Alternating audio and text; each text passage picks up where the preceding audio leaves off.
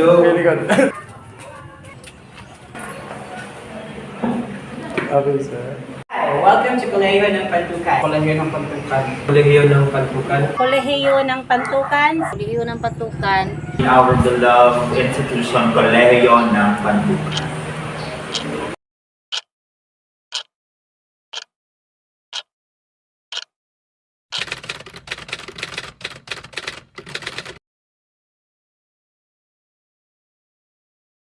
So, ngayong buntag, ako din si Raymar T. Perlas, sa kastudyante din sa Kolehiyo ng Pantukan.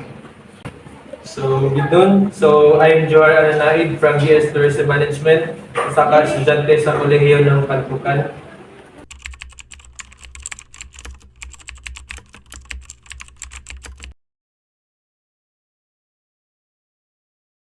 Sa ako ang experience, taas sila expectation sa part nga naghahatag sila og task sa mga estudyante nga kabalo sila makaya ra pud sa estudyante.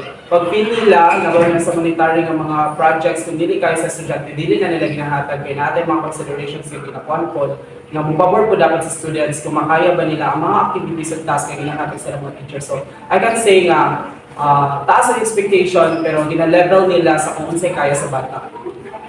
Yes, of course, based ako ang experience diri sa Kolehiyo ng Pantukan, ang mga first year, especially ang mga incoming first year, taas kayang expectations na makuha jud sa mga estudyante ang ilang learnings nga panginahanglan diri sa Kolehiyo ng Pantukan. Gina-communicate ba or gina-aware ba nila ang mga estudyante sa kini nga mga expectations? Sa ako experience po, aware sila sa part nga ginatagaan ng pagtagad sa mga teachers nga mga ginatagaan ng guide ng mga students about sa criteria, unsa may pamaagi para malampusan nila ang mga tasks or activities so that ang mga students po is mahatag nila ang ilang best nga maupoy gina-expect sa teachers para nila. Yes, before mag-start ang class, nadyo'y mga orientation nga ginabuhat sa mga teachers kay para ma-aware po kung unsa ang padagan sa klase and ma-aware po kung unsa ang dapat buhaton sa usa ka estudyante diri sa Kolehiyo ng Pantukan.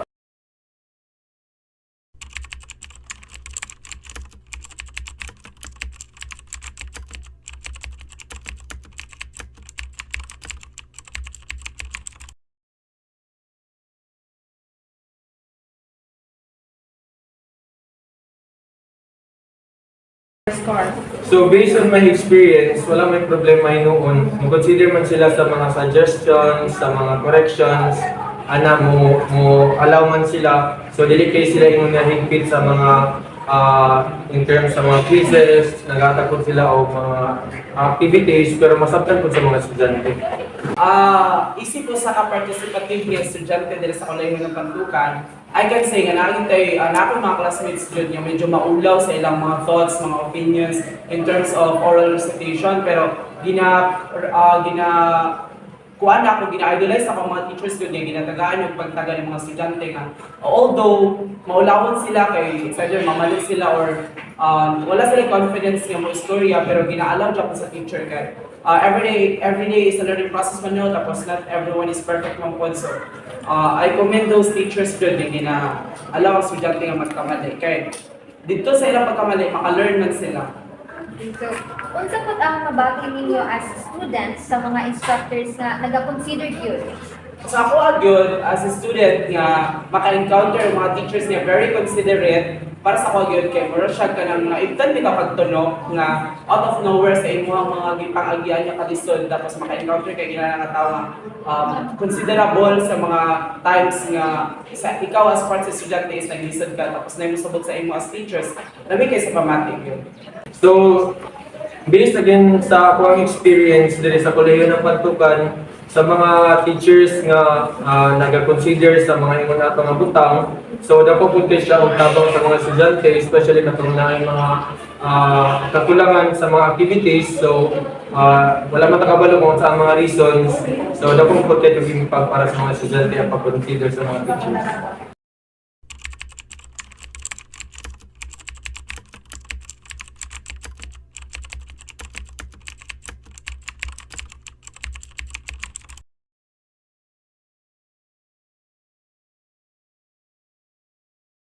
So, based sa akong experience dito sa kolehiyo ng Pantukan, during ang time sa recognition yun sa school is during Creme de la Creme. So, ang Creme de la Creme, diya ginahatag ang mga awards sa mga students, mga leaders, mga athletes, and all nga deserve yung tagaan ng award kay sila man na ning kamot sa atong school para may pakita mo sa ilang talent. Dili na ko malimot no, ginatagaan din sa ato ang kulunghaan, ang kolehiyo ng Pantukan, ang mga students nga nag-excel sa managlahing aspects sa ilang gusto nga i-pursue. Like, sa ato din sa academy, ginatagaan pagtaga ng mga nag-excel jud students, like sa Creme de la Creme, ginatagaan silang recognition. Also sa mga non-academic, pag yung mga matang nga butang sa mga estudyante nga nag-excel po sila, like, ginatagaan po silang recognition through social media, good, like may nasusahin yung tagaan silang mga medals or certificates during awarding ceremonies. So, I can say good, ginatagaan ng dakong importansya sa kolehiyo ng para mga students nga nag-excel both academic and non-academic.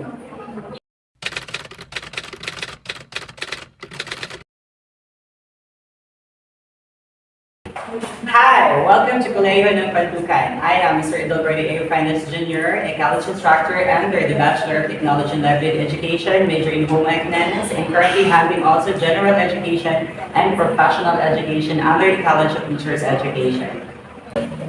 Hi everyone, and Assalamualaikum warahmatullahi wabarakatuh to our Muslim brothers and sisters, and good day to all of you. So, my name is Kana Matram, and I am a physical instructor here, physical education instructor, and of course, the sports coordinator in our beloved institution, Colegio ng Pantukan.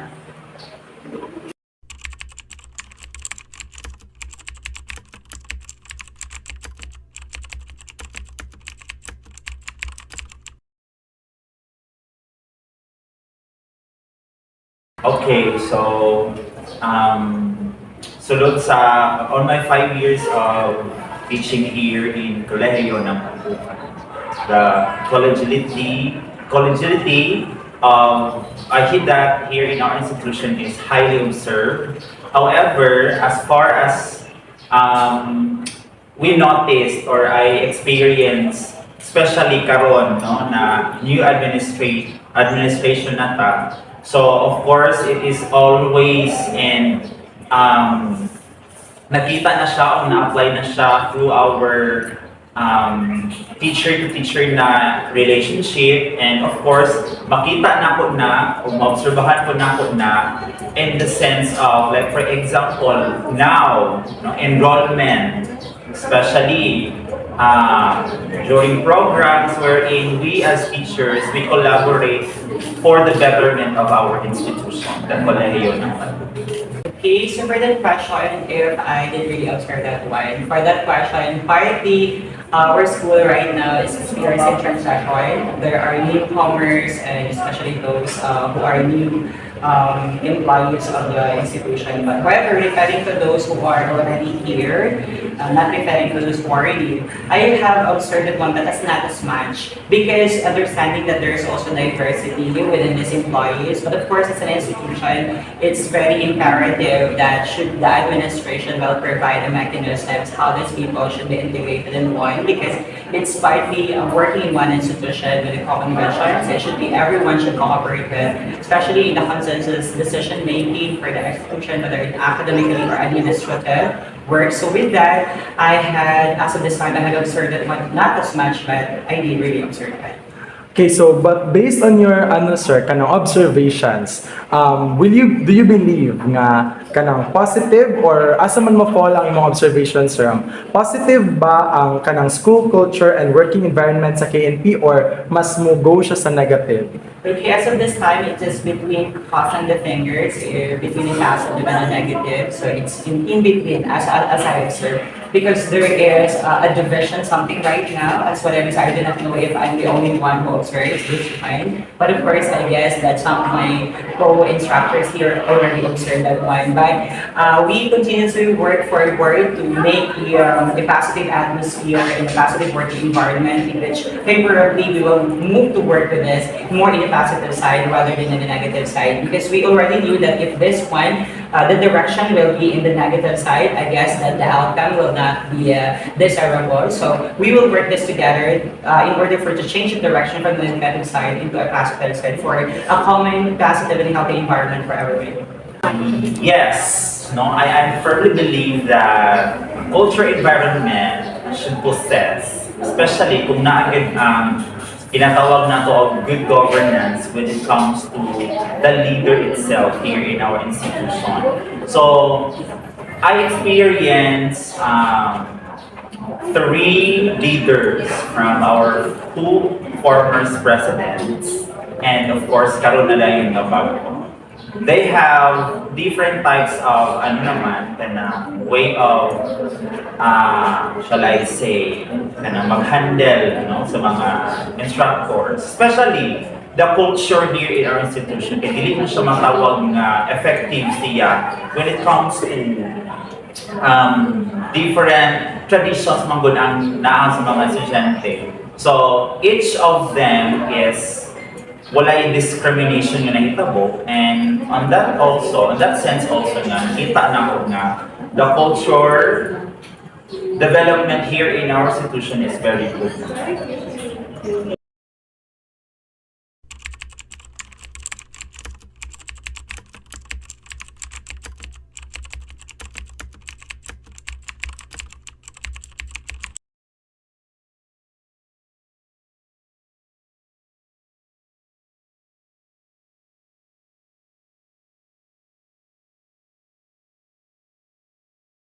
As of that particular question, yes, there is, because before the event would commence, so there is a wide consensus decision making. Everyone should be given an opportunity to raise their concerns or to suggest. Then after that one, we will the overall suggestions will be cascaded, and then after that one, we will be selecting what will be the best suggestions.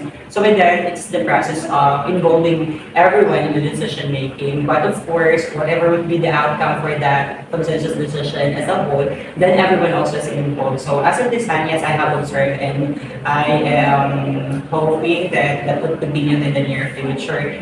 But for this moment, right now that the school is undergoing transition, I guess not everyone is happy participating with that. But majority there is, but there are also others within there. Yes, kasi during mag-conduct me, especially mga big events, namin itawag na faculty meeting, wherein we as teachers na amin nagkadaiyang ng mga designation kung in order for the event na successful o effective. Kay namatay, kami, here in our institution, na amin nagkadaiyang ng mga area na among trabaho ko. Like for example, in preparation in intramurals. So na mga faculty na naka-assign ana in order for the whole event to be more effective, kanang successful siya at the end of the day. Okay, so ang last sir na follow up kay sa imong experience sir na naa ba kay event nga nagpanguluhan or event kung asa involved ka directly sa decision making? Okay, kana yes. Especially I'm a sports coordinator. So during intramurals, no? So all of the rules and the regulations of each sport, kailangan na agad ang ako shall I say, ang expertise. Especially also during the graduation practice, wherein the dance, the correctness of the song ay lagi na buhat, no? Mga choreography na mga, especially sa graduation song, so na-involved ko ako. So, yes, it is.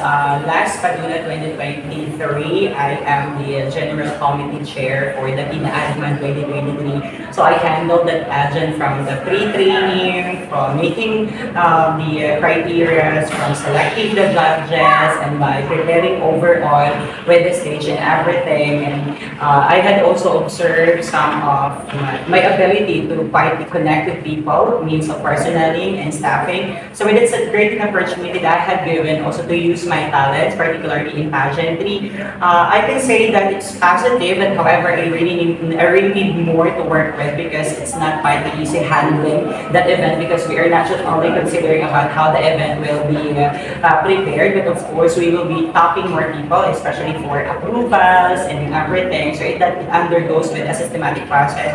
And so with that, it's partly positive. However, there are some things that we need really to accept because we cannot please anyone else's around that they don't appreciate like the activities selected. However, as the committee chair for that event, I opt to choose those majority of the positive side, and those negatives will be a road for improvement for the next event to come.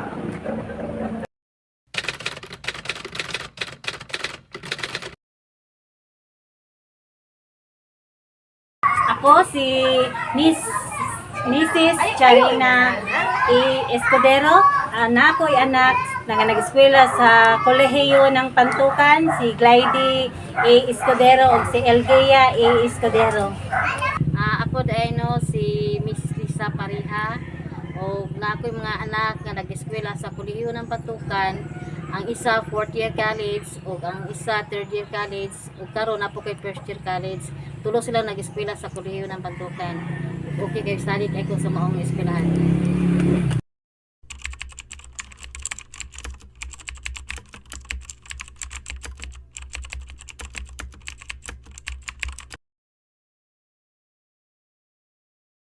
Ang uban na sa akong mga igagaw diha sila ning graduate sa KNP nya karon nakatrabaho na sila nya ang uban pod ning graduate na pod sila sa KNP na ang uban nagtrabaho na dayon sila, ang uban nang apply pa pod.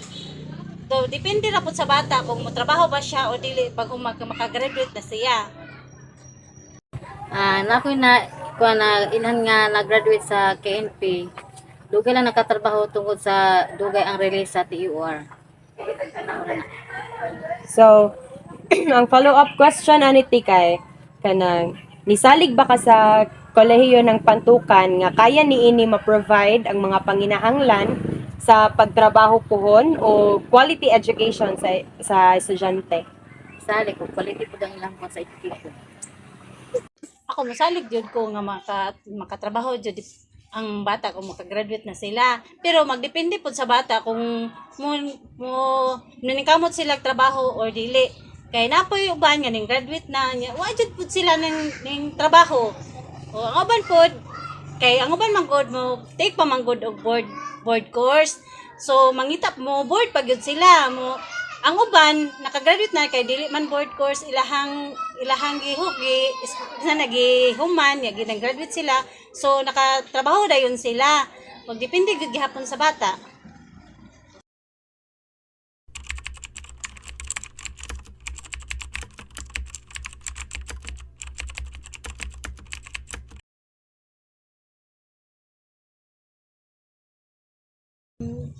Kung napan ako yung matikdan nga ang KNP, diba? Ang KNP okay na jud kay siya kay sa una guba pa na ang ilang mga lingkuranan, dili pa aircon ilahang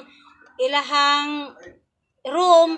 So karon nya daghan na po building nga natukod sa una pila lang kabuk building, guba pa jud ang mga bangko. Karon okay na kaayo. Sa pagkaron dako jud kabaguhan kay ang kanang mga obligasyon sa mga ginikanan o sa mga estudyante dili kay tanto dako. Samantala sa una sa previous pag grabe gito sa una. Lapot mo. Sa mga facilities. Unya mga Okay na po ron. mga Okay ron ang mga kuan sa facility sa KNP karon. Sa karon sa una magdi kay ko kuan kanang dili kay ko okay sa una kay brand pod. Kumbaga mag ipit na pero ipiton ta dalion ganita. So, follow-up question te, makaingon ba ka nga full support karon ang LGU, ang mayor bahin sa pagpalambo sa eskwelahan labi na sa KNP? Full support yun nakita nako kay daghan ang kabaguhan sa mga eskwelahan, mga buildings or mga kuan padako naman jud siya. Full support jud kay sila kay tungod sa karon nga kabaguhan sa mga estudyante nga maabot na pud ay moabotay nga itukod na pud nga building sa eskwelahan nya naapoy mga scholarship sa mga bata. Support jud na sila sa LGU. Napasalamat jud mi kang mayor o sa LGU nga supported gud sila sa eskwelahan sa KNP kay free education na baya ang KNP karon. So daghan na kay mga estudyante nga nagpa-eskwela diha tungod sa free education. Okay? Cut. Thank you, te. Okay. Pero, teka na. Pero okay ra ba? Oh, nindot kayo mga tubag, te. Okay. Katong sa building and all. Ha? Nindot. 1, 2, Unsa to na una sayo nako pangalan nakoy anak. Ako si... Ay, isulat lang ang pangandaan. Balaman kita. Ako si Ana din.